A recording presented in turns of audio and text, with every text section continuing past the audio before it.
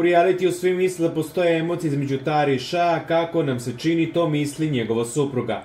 Već nedeljama unazad se komentariše i spekuliše da se između učesnika zadruge 4 Tare Simov i Nenada Aleksića Ša razvijaju ljubavne emocije.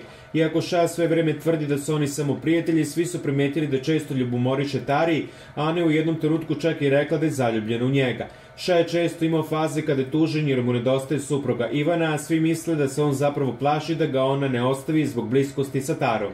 Međutim, ono čega nije svestan jeste to da je Ivana navodno već rešila da stavi tačku na njihov brak.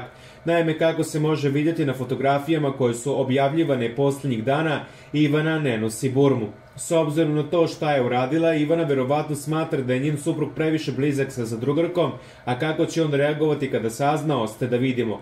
Inače, kada je Ivana dolazila u zadrugu da podrži svog supruga, on je nosila burmu.